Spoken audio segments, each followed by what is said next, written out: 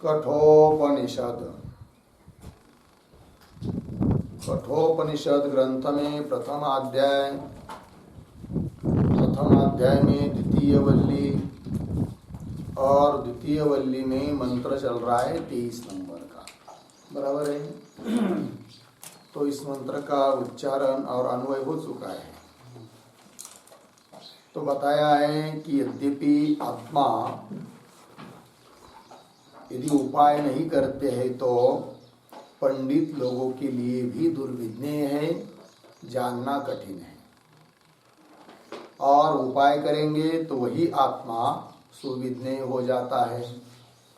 तो पुनः प्रश्न पड़ता है कि कौन सा ऐसा उपाय है कि जिस उपाय से आत्मा को जाना जा सकता है। तो कदाचित कोई सोचेगा कि प्रवचन से या मेधा से या बहुत श्रवण से आत्मा प्राप्त हो जाएगा।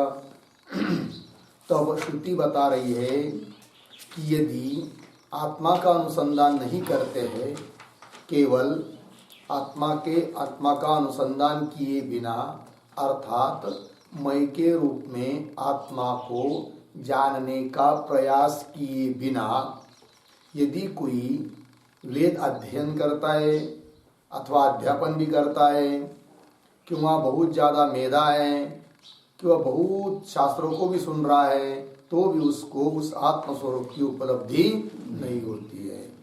अतः मुमुक्षु को अवश्य रूप से स्वस्वरूप का आत्मा के रूप में, मय के रूप में अनुसंधान करना चाहिए, इस बात को कहना है। तो देखिए, कल इस मंत्र को पढ़े थे, नायमात्मा प्रवचनेन लभ्यो न मेधया न बहुना श्रुतेन यमे वैष वृणुते तेन लभ्यस तस्यैष आत्मा विवृणुते तनुम स्वाम। ठीक है। अब इस मंत्र के अन्वय के अनुसार पदों का अर्थ लिखते हैं।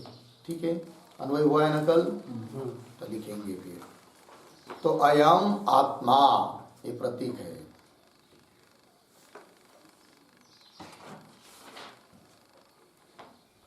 अयम आत्मा बराबर पूर्वोक्त लक्षण संपन्न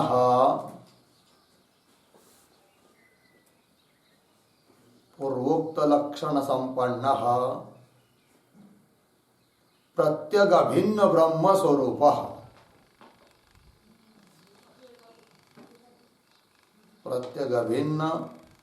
स्वरूप परमात्मा। हो गया। आगे प्रतीक प्रवचनेन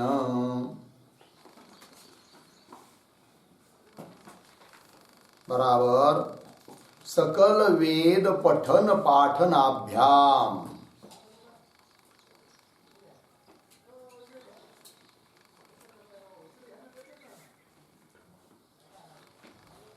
सकल वेद पठन पाठनाभ्याम। आगे प्रतीक है न लभ्यः।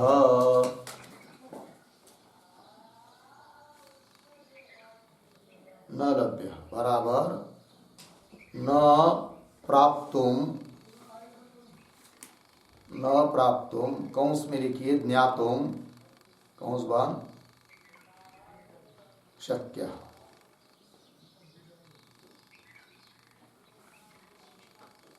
आगे प्रतीक है मेधया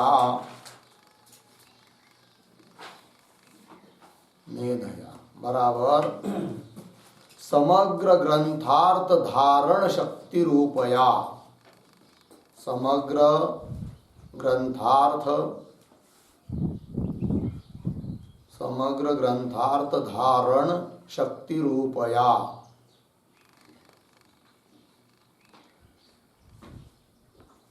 आगे प्रतीक न बराबर न लभ्यः।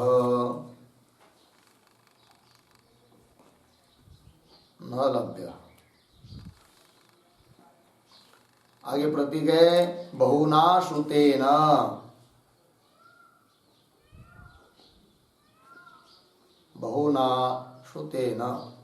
बराबर उपनिषद विचारातिरिक्त, उपनिषद विचारातिरिक्त अनेक शास्त्र श्रवणेन, अनेक शास्त्र श्रवणेन, अर्धविराम, गुरुपदेश रहित, गुरुपदेश रहितोपदेश उपनिषद, गुरुपदेश रहित उपनिषद श्रवणेन अपि,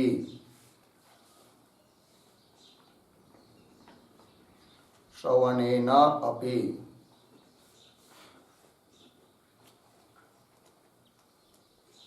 अर्धविराम, मनन निधिध्यासनादि शून्येन,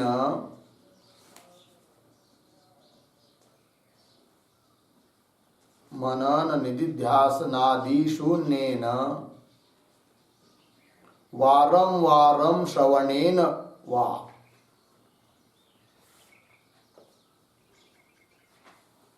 वारं वारं श्रवणेन वा। ठीक, आगे प्रतीक है न, बराबर न एव लब्धुम शक्य,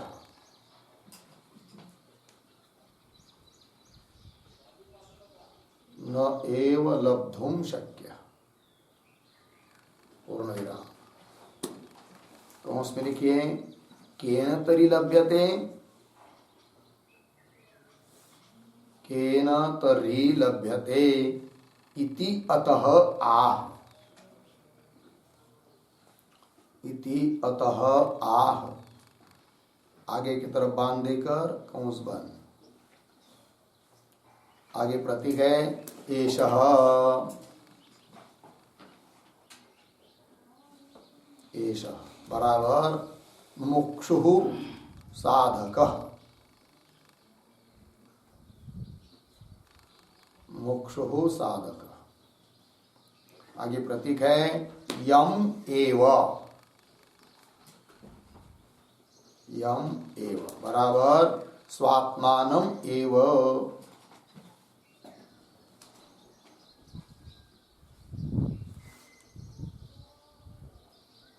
स्वात्मानम एव।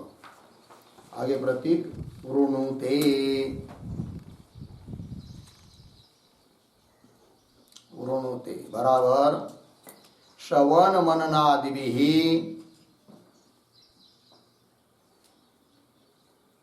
श्रवण मननादिभिः संभजते, बराबर ज्ञातुम यतते, ज्ञातुम यतते, अर्धविराम। श्रवणादि काले अपि,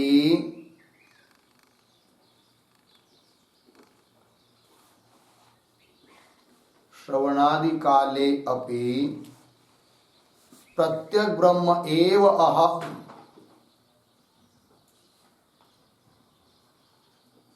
प्रत्यक् ब्रह्म एव अहम् इति अनुसन्धत्ते इत्यर्थः, इति अनुसन्धत्ते इत्यर्थः।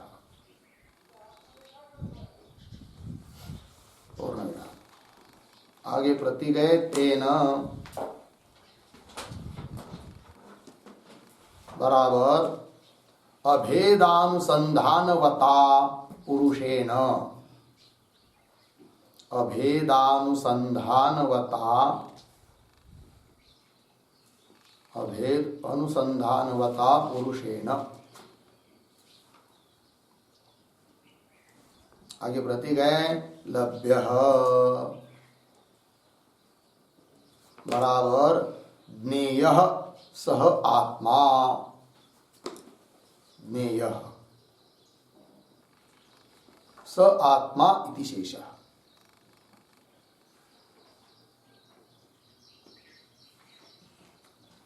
स आत्मा इति शेषः। ठीक, पूर्ण विराम। अब ये जो पद हुई कि नहीं दो तीन, कौन से कहा से, एषः यम एव वृणुते तेन लभ्य, इतना हुआ कि नहीं। तो एक तो अर्थ बता दिया, अब इन्हीं पदों का थोड़ा और भी दूसरा अर्थ करना है, तो थोड़ा कौंस में लिखते हैं, यद्वा। अब पुनः प्रतीक लिखिए, कौंस में रखिए, मतलब पहले से यद्वा है से, तो एषः प्रतीक बराबर परमात्मा, परमात्मा आचार्य मूर्तिस्तः सन, आचार्य मूर्तिस्तः सन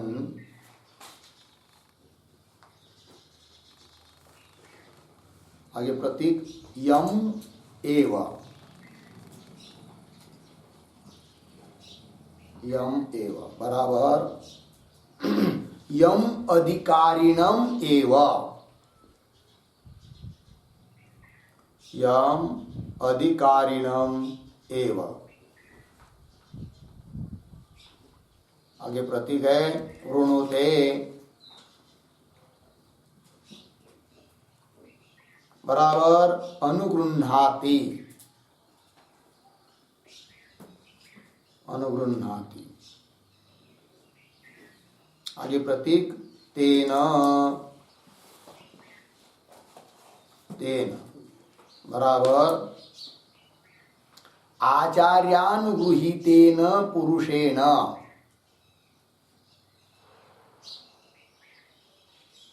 आचार्यानुगृहीतेन पुरुषेण।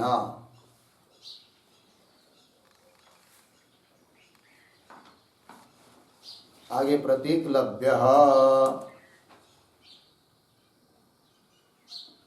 लभ्यते स आत्मा इत्यर्थः, लभ्यते स आत्मा इत्यर्थः। पूर्ण विराम कंस बंद।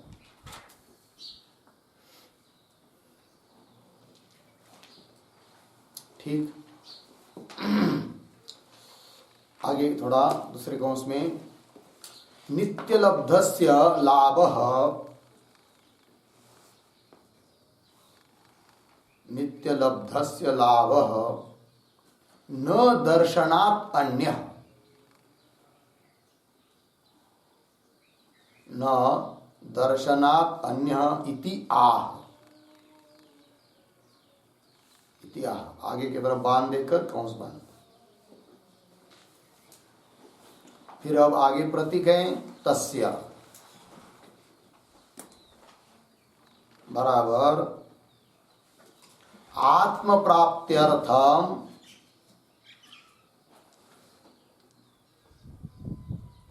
आत्म प्राप्त्यर्थम यतमानस्य साधकस्य,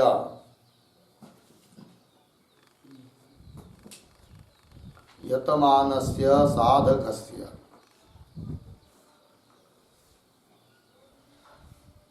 ठीक है,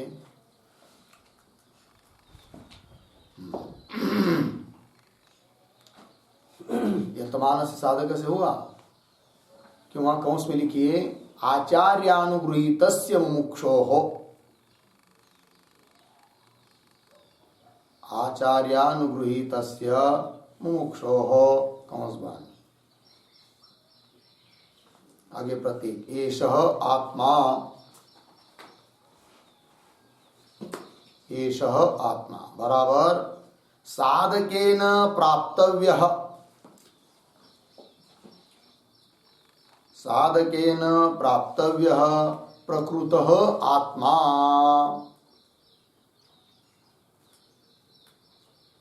प्रकृतः आत्मा। आगे प्रतीक स्वाम तनो, स्वाम तनु बराबर स्वकीय, स्वकीय आनंदात्मक स्वरूपम,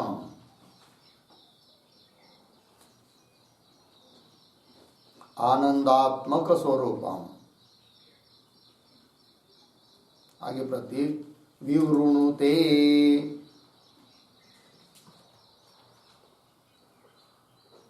विवृणुते बराबर प्रकाशयति इति भाव।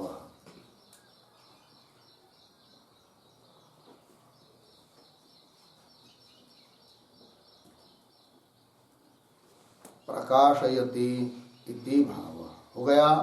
ये हो गया भाई अर्थ, समझ लेंगे थोड़ा। तो अयम आत्मा, यह आत्मा, कौन आत्मा? पूर्वोक्त लक्षण संपन्न।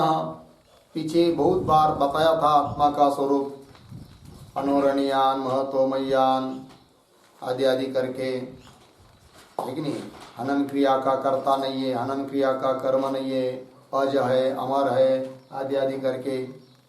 तो जो पूर्वोक्त लक्षण संपन्न प्रत्येक भिन्न स्वरूप परमात्मा, अर्थात जीव से अभिन्न जो ब्रह्म, वही परमात्मा यहाँ लेना है अयम आत्मा शब्द से।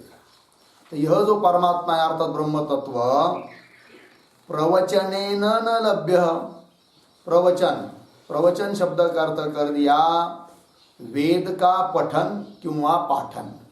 समस्त वेद को पढ़ना ये भी प्रवचन है, किंवा पढ़ाना ये भी प्रवचन है, ये लेना है। न लभ्य, न प्राप्तुम शक्य, अर्थात न ज्ञातुम शक्य, जाना नहीं जा सकता है। ठीक है। फिर और कोई बोलेगा मेधा से, तो मेधा मतलब क्या? तो मेधा शब्द का अर्थ कर दिया मेधया तृतीया कि समग्र ग्रंथार्थ धारण शक्ति रूपया, समस्त ग्रंथों के अर्थ को धारण करने की जो शक्ति है उसको कहते क्या? मेधा, तीव्र बुद्धि। इस प्रकार के मेधा से भी न लभ्य, यदि अनुसंधान नहीं करता है, चिंतन नहीं करता है मई के रूप में, जिसको निधिध्यासन बोलते हम लोग, वो नहीं करते हैं, तो मेधा से भी वह आत्मा प्राप्त नहीं हो सकता है। और इतना ही नहीं, बहुनाश्रुतेन मतलब उपनिषद विचार अतिरिक्त, उपनिषद विचार जिसमें अद्वैत तत्व का प्रतिपादन किया है, उसको छोड़कर अन्य अनेक शास्त्र, कितने भी शास्त्रों को श्रवण करेंगे तो भी इस आत्मा की उपलब्धि नहीं होगी। ठीक है। अब समझ लीजिए कोई उपनिषदों का विचार कर रहा है, फिर क्योंकि अन्य शास्त्रों को पढ़ने से, श्रवण करने से तो आत्मा को प्राप्त नहीं किया जा सकता है, फिर उपनिषद को कोई पढ़ रहा है, किंतु कैसा पढ़ रहा है? स्वयं अपने बुद्धि से पढ़ रहा है। क्या लिखा? गुरुपदेश रहित उपनिषद श्रवणेन अपि, गुरु के मुख से उपनिषद आदि ग्रंथों को न सुनकर अपने ही मुख से, क्यों अपने ही बुद्धि के बल पर यदि कोई पढ़ रहा है तो भी उसको उस आत्म तत्व की प्राप्ति नहीं होती है।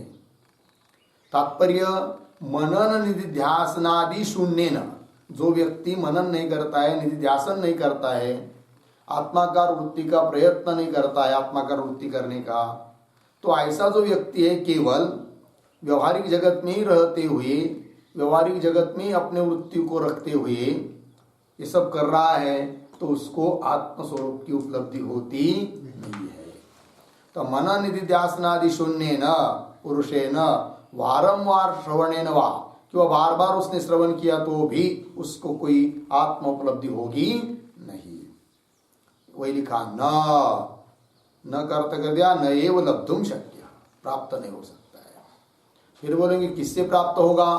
तो वही लिखा केन तरी लभ्यते इति अतः, तो उत्तर दे रहे तो एषः, तो एष यहाँ से आगे जो वाक्य है एषः मूल में एष एवं ऋणुति इत्यादि, उसके दो अर्थ होते हैं।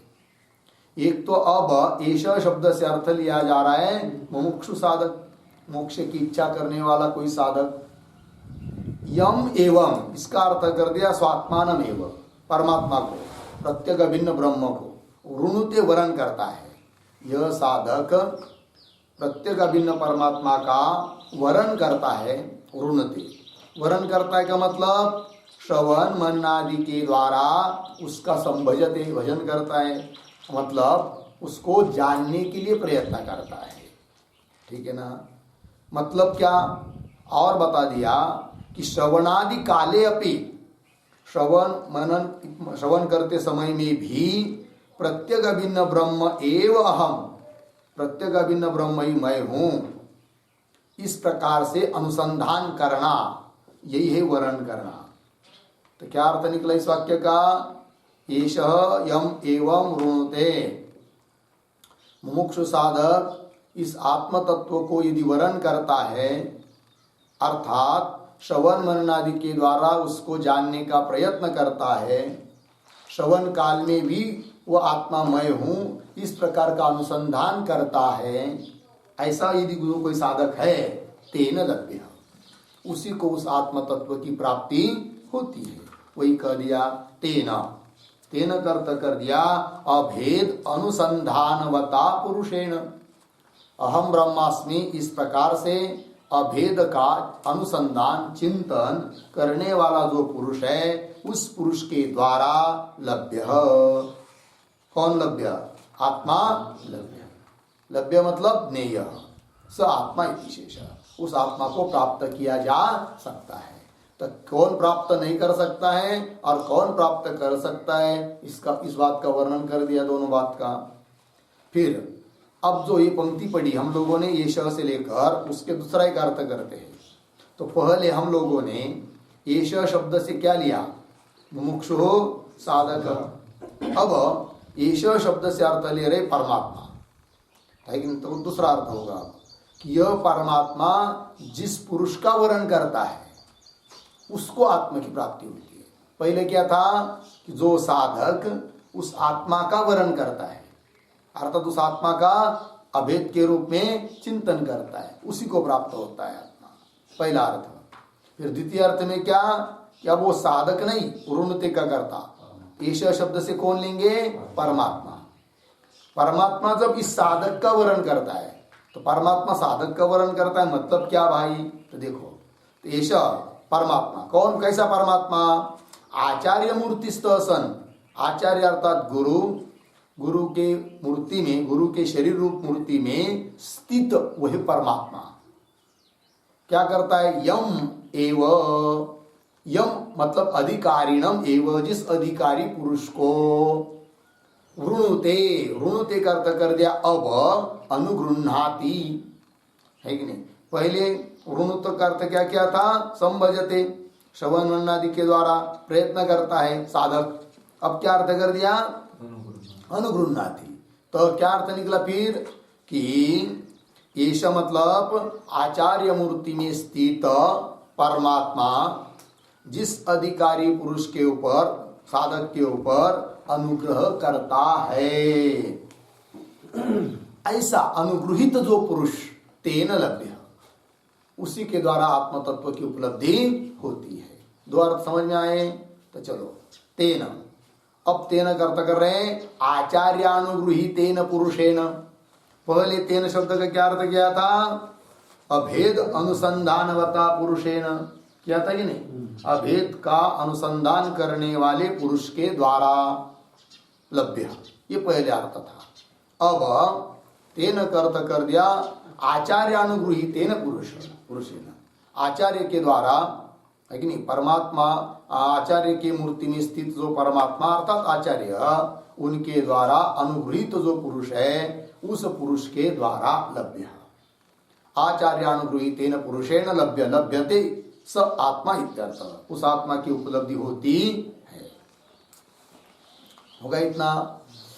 अब आत्मा की आत्मा प्राप्त होता है, ये जो कहा जा रहा है, तो वस्तुतः आत्मा क्या प्राप्त होता है? वो तो प्राप्त ही है, उसका और क्या प्राप्त करना है? तो जो वस्तु नित्य प्राप्त रहती है उसकी प्राप्ति होना मतलब उसका ज्ञान होना, यह अर्थ होता है। क्योंकि प्राप्त तो पहले से ही है, केवल ज्ञान नहीं है उसका, ठीक है? तो वही कह रहे नित्य लब्धस्य लाभ, लब्ध मतलब प्राप्त, नित्य जो प्राप्त है उस प्राप्त का लाभ अर्थात प्राप्ति न दर्शनात् अन्य, उसका दर्शन, उसका ज्ञान, इससे अतिरिक्त और कोई उसकी प्राप्ति नहीं होती है। तो उसी बात को स्पष्ट कर रहे हैं। तो तस्य प्रतीक है, उसका अर्थ कर दिया आत्म प्राप्त्यर्थम यतमानस्य साधकस्य, आत्म प्राप्ति के लिए प्रयत्न करने वाले जो साधक उस साधकस्य किंवा आचार्यानुगृहीतस्य मुमुक्षु हो, कि वह आचार्य ने अनुग्रह किया है जिस मुमुक्षु के ऊपर, उस मुमुक्षु को के सामने क्या करता है, एष आत्मा स्वाम तनुम युरुणते, यह आत्मा अपने स्वरूप को प्रकट कर देता है। किसके सामने? तस्य। तस्य मतलब आत्मा के प्राप्ति के लिए प्रयत्न करने वाले साधक के सामने, पहला अर्थ। क्यों? दूसरा अर्थ क्या किया था? उसके अनुसार आचार्य के द्वारा अनुगृहित जो मुमुक्षु है उसके सामने वो आत्मा क्या कर देता है, अपने स्वरूप को प्रकट कर देता है। लेकिन किस साधक के सामने? जो अभेद रूप से अनुसंधान कर रहा है उसके सामने। क्यों? वहां जिसके ऊपर आचार्य का अनुग्रह है। तस्य लगा पंक्ति देखिए, तस्य आत्म प्राप्त्यर्थम यतमानस्य साधकस्य, कि वह आचार्य अनुगृहीतस्य मुमुक्षु, ऐसे मुमुक्षु के सामने क्या?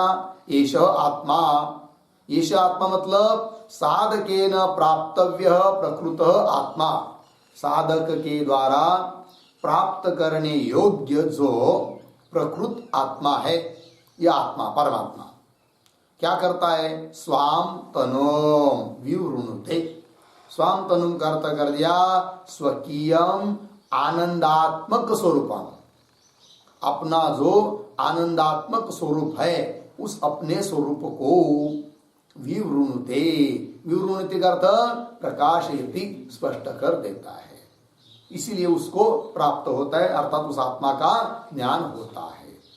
लग गया भाई मंत्र का अर्थ? प्रवचन के द्वारा, मेधा के द्वारा या बहुत श्रवण के द्वारा प्राप्त नहीं होता है, किंतु जो उसका वर्ण करता है अर्थात उस आत्मा को प्राप्त करने के लिए प्रयास करता है, मनन निधिध्यासन करता है, उसी को आत्मा प्राप्त होता है, उसी के सामने वह आत्मा अभिव्यक्त हो जाता है, मय के रूप में, है कि नहीं, प्रकट के रूप में प्रकट हो जाता है। ठीक है? क्यों?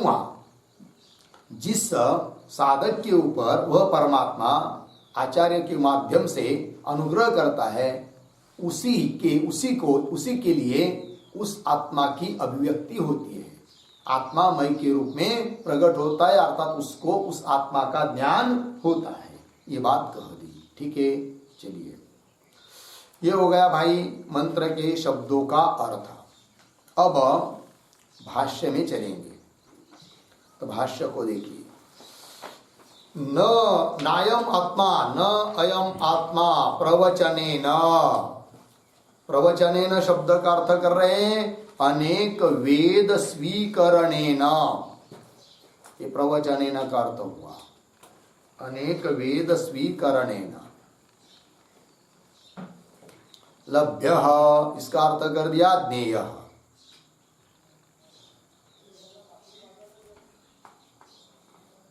हो गया इतना?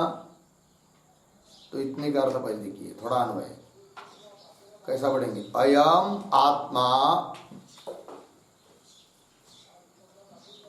प्रवचनेन अनेक वेद स्वीकरणेन, फिर लिया ये न को, न लभ्य ज्ञेय, एक वाक्य हुआ कि यह आत्मा प्रवचन के द्वारा अर्थात अनेक वेद का स्वीकार करने से, मतलब गुरु के मुख से अनेक वेदों को पढ़ने से अथवा पढ़ाने से न लभ्य प्राप्त नहीं होता है, न ज्ञेय।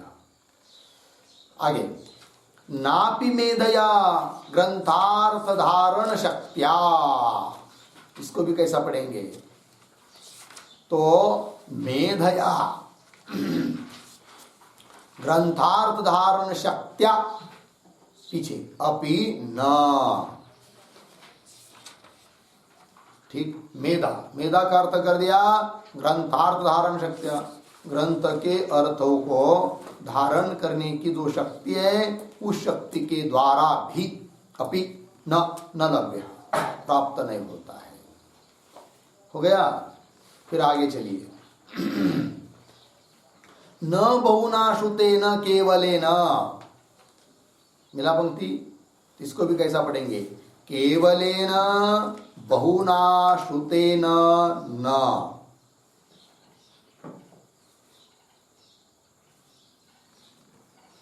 हो गया, केवल बहुत श्रवण करने से भी न आत्मा की उपलब्धि नहीं होती है।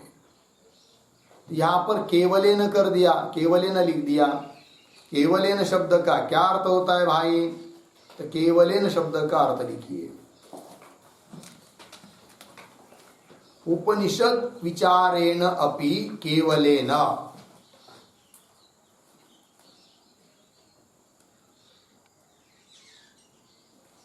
उपनिषद विचारेण अपि केवलेन बराबर गुरुपदेश रहितेन।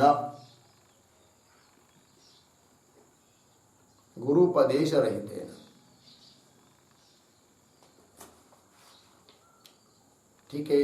अर्थ देखिए, उपनिषद विचार कर रहा है किंतु केवल, केवल मतलब गुरु के बिना, गुरुपदेश रहित स्वयं उपनिषदों का विचार कर रहा है, तो भी उसको आत्मस्वरूप की प्राप्ति नहीं होगी। अब समझ लीजिए, उपनिषद का विचार ही नहीं कर रहा है, अन्य दूसरे शास्त्र पढ़ रहा है, तो भी नहीं होगी। क्या लिख दिया? बहुना श्रुतेन। तो बहुना श्रुतेन का श्रुतेन, इसका भी एक वाक्य में अर्थ लिखिए, आत्म प्रतिपादक, आत्म प्रतिपादक उपनिषद विचारातिरिक्त, उपनिषद विचारातिरिक्त शास्त्र श्रवणेन, शास्त्र श्रवणेन बराबर भेद प्रतिपादक शास्त्र श्रवणेन, भेद प्रतिपादक शास्त्र श्रवणेन न लभ्य।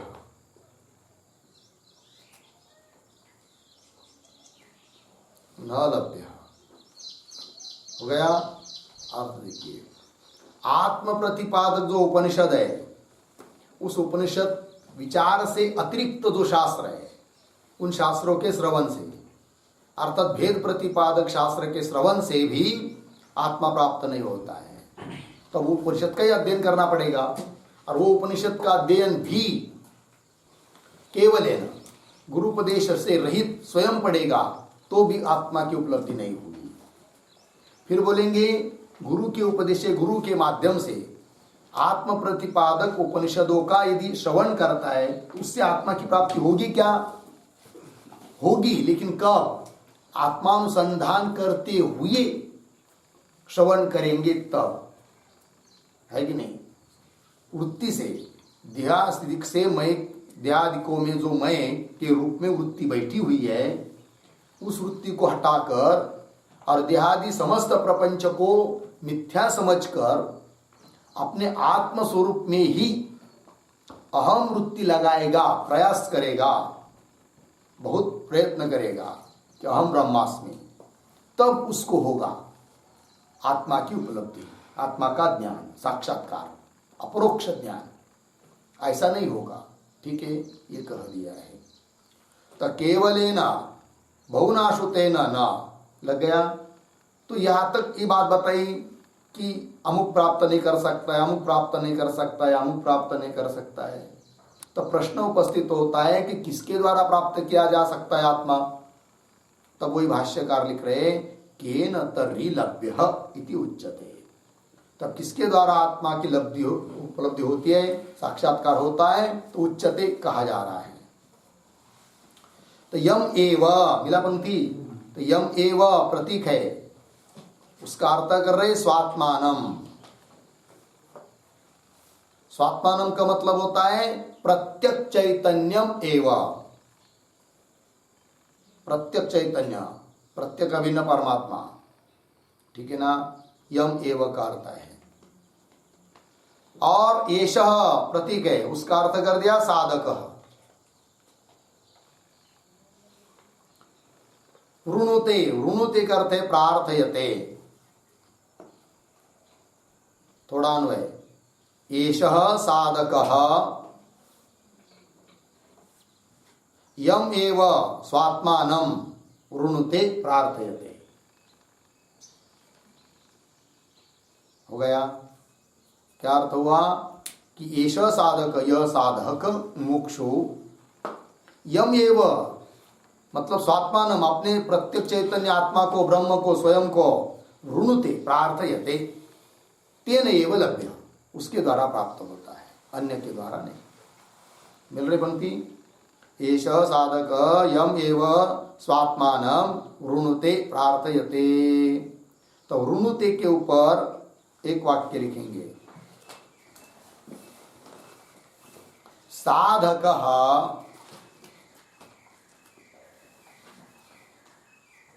साधकः श्रवण मननादिभिः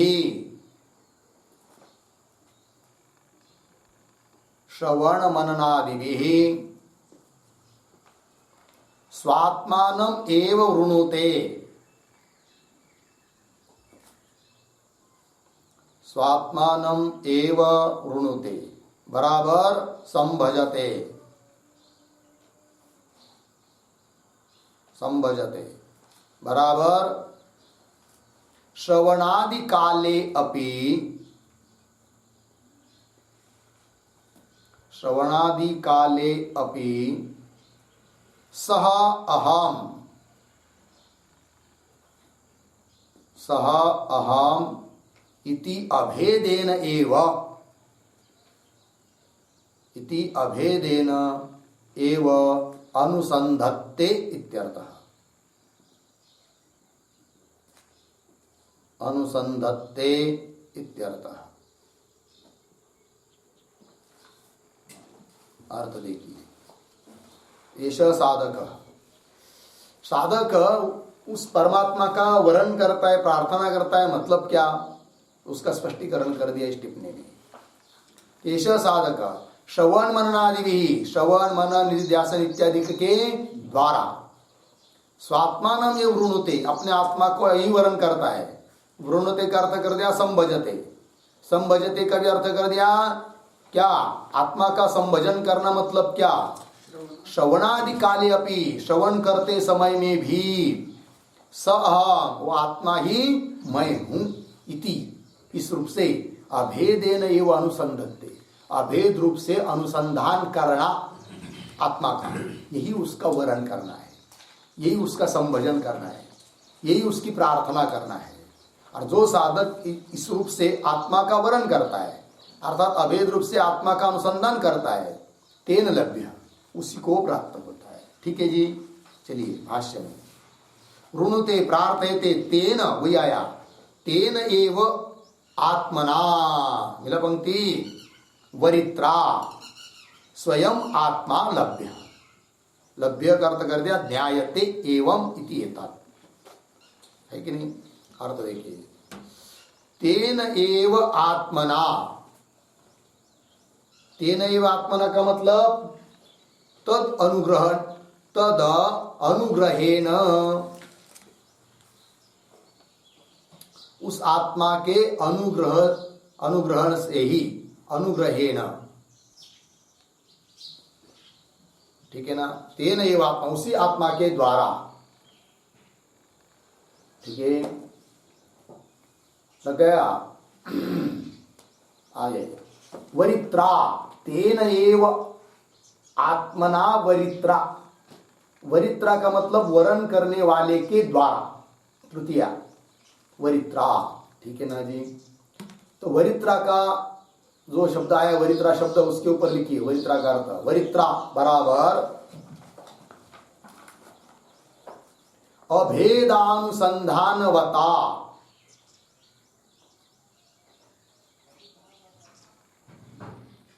अभेदानुसंधानवता,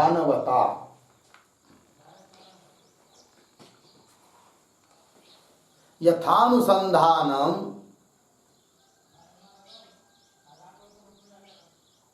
यथानुसंधानम प्रत्यगात्मतया एव, प्रत्यगात्मतया एव परमात्मा लभ्य भवति, परमात्मा लभ्य भवति इत्यर्थ। ठीक, अर्थ देखिए। वरित्रा, वरित्रा का अर्थ कर दिया क्या? अभेदन अभेदानुसंधानवता तृतीया, लेकिन अभेद रूप से अनुसंधान करने वाले पुरुष के द्वारा, यथानुसंधानम, जैसा उसने अनुसंधान किया है उसी रूप में, प्रत्यगात्मतया, वो प्रत्यगात्मा ही मैं हूं, इस रूप से एवं परमात्मा लभ्य प्राप्त होता है। तो देखिए भाष्य में, तेन एव आत्मना, उसी आत्मा के द्वारा, मतलब स्वात्मानुभवेन, ठीक है जी, आत्मा ही मैं हूं इस रूप से, तेन एव आत्मना वरित्रा, स्वयं आत्मा लभ्य, स्वयं आत्मा की क्या होती है? लब्धि होती है, मतलब आत्मा ही मैं हूं, इस प्रकार का निश्चय हो पाता है। लभ्य अर्थात न्यायते एवं, इस प्रकार से जाना जाता है, इति एतत्। हो गया अर्थ। आगे चलिए, अब आगे की पंक्ति, निष्कामस्य आत्मानम एव प्रार्थयते आत्मना एव आत्मा लभ्यते इत्यर्थ। थोड़ा अन्वय, आत्मानम एव प्रार्थयतः, पीछे निष्कामस्य आत्मना एव आत्मा लभ्यते इत्यर्थ। हो गया अर्थ। देखिए वही पर है, 2-3 शब्दों में अन्वय है, ज्यादा लंबा थोड़ी है। तो आत्मानम एव प्रार्थयतः, उसके पीछे निष्कामस्य, फिर आगे आत्मना एव आत्मा लभ्यते इत्यर्थ। अर्थ देखिए, आत्मानम एव प्रार्थयत, उस आत्म तत्व की प्रार्थना करने वाला जो साधक, साधकस्य, निष्कामस्य, ऐसा जो निष्काम साधक है, आत्मा की ही मय के रूप में प्रार्थना करने वाला, अर्थात जानने के लिए प्रयत्न करने वाला जो निष्काम पुरुष, अकृत आया था ना पीछे, उस प्रकार निष्कामस्य, ऐसे निष्काम पुरुष के लिए ही क्या? आत्मना एव आत्मा लभ्यते, ये सबका सार बता दिया।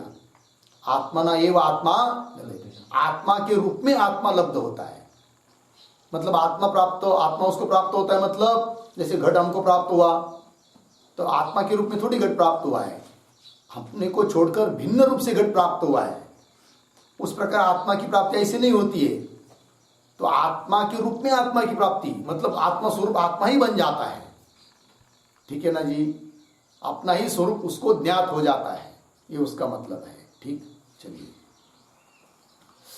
कथम लभ्यते इति उच्यते, मिला भाष्य में, वो कैसा लब्ध होता है, कैसा प्राप्त होता है आत्मा, तब कह रहे अब मंत्र के अंतिम पाद की व्याख्या। तस्य प्रतीक है, उसका अर्थ कर रहे आत्मकामस्य, साधकस्य, आत्मा की कामना करने वाला जो भी कोई साधक, तस्य आत्मकामस्य एषः आत्मा, यह आत्मा विवृणुते प्रकाशयति, ठीक है ना, उस आत्मा की कामना करने वाले पुरुष के लिए यह आत्मा विवृणुते प्रकाशयति, क्या प्रकाशयति भाई? तो आगे करे, पारमार्थिकीम तनुम स्वाम, स्वाम का अर्थ कर रहे स्वकीयाम, स्वयाथात्म्यम इत्यर्थः। अभी अंतिम के वाक्य का थोड़ा अन्वय करेंगे, कैसा पढ़ता हूं देखिए। तस्य आत्मकामस्य एष आत्मा, या तो ठीक है, मिला कि नहीं शब्द? आगे देखिए, आगे फिर अंतिम में जाएंगे, स्वाम स्वकीयाम स्वयाथात्म्यम, पीछे आइए, पारमार्थिकीम तनुम, उसके पीछे विवृणुते प्रकाशयति। प्रकाशयति का कर्ता कौन है? विवृणुते मतलब प्रकाशयति, उसका कर्ता कौन है? हाँ, ये श आत्मा। ठीक है, तो आप देखिए अर्थ फिर तस्य आत्म कामस्य, उस आत्मा की कामना करने वाले साधक के लिए यह आत्मा क्या करता है? तो स्वाम, तनु ऐसा शब्द है ना, स्वाम मतलब स्वकीयाम, स्वयातात्म्यम, अपनी ही स्वयं का यथार्थ स्वरूप, अर्थात पारमार्थिकीम तनुम, तनुम शब्द करते स्वरूप, अपना पारमार्थिक स्वरूप विवृणुते प्रकाशयति, उसके सामने प्रकट कर देता है, अभिव्यक्त कर देता है। आत्मा, जो आत्मा की कामना करता है, आत्मा प्राप्ति के लिए सस्मित प्रयत्न करता है, उसके लिए वह आत्मा अपना स्वरूप प्रकट कर देता है। स्वरूप प्रकट कर देता मतलब कोई आकार बनकर अपने सामने खड़ा हो जाता है, ये बात नहीं। तो मैं ही आत्मा हूं, यह उसका आत्मा के रूप में, मैं के रूप में निश्चय हो जाता है। लग गया? तो यहां पर प्रकाशयति शब्द आया है ना, विवृणुति का अर्थ प्रकाशयति, तो उस पर एक वाक्य लिखते छोटा सा। साधकस्य बुद्धौ, साधकस्य बुद्धौ परमात्मा, परमात्मा स्वयं अभिव्यक्तः भवति, स्वयं अभिव्यक्तः भवति इत्यर्थः।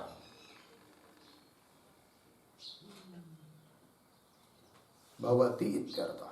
ठीक, चलो भाई, साधक के बुद्धि में यह परमात्मा स्वयं क्या होता है? अभिव्यक्त होता है, जो उसका वर्णन करता है कि नहीं? जो उसका, जो साधक उस आत्म तत्व का वर्णन करता है, अर्थात अनुसंधान करता है, जानने के लिए प्रयत्न करता है, उसी के लिए वह आत्मा उसके बुद्धि में क्या होता है? अभिव्यक्त होता है। और जो उसका अनुसंधान करता ही नहीं है, निधिध्यासन करता ही नहीं है, केवल प्रवचन कर रहा है, वेद को पढ़ रहा है कि वहाँ बहुत बुद्धि हो, चाहे बहुत श्रवण कर रहा हूँ, चाहे और भी कुछ कार्य कर रहा हो, पारमार्थिक कार्य, तीर्थ यात्रा कर रहा हो, नामस्मरण कर रहा हो, चाहे और भी कुछ कर रहा हो, तो भी उसको आत्मा प्राप्त नहीं होगा, ब्रह्म प्राप्त नहीं होगा, भगवान प्राप्त नहीं होगा। उसका वर्णन करता है, आत्मा का वर्णन करता है।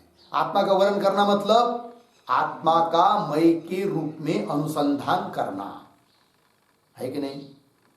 ध्यात्म ज्ञानवद ज्ञानम ध्यात्म ज्ञान बाधकम, आत्मनिएव भवेद्यस्य, अपने आत्मा में ही जिसको मय बुद्धि हो जाती है, उसी के लिए वह आत्मा उसके बुद्धि में अभिव्यक्त होता है, मय के रूप में। लग गया अर्थ? ये बात हो गई। अब और क्या बात है? तो ये बात मंत्र पूरा हुआ, आगे के मंत्र का विचार हम लोग कल करते हैं।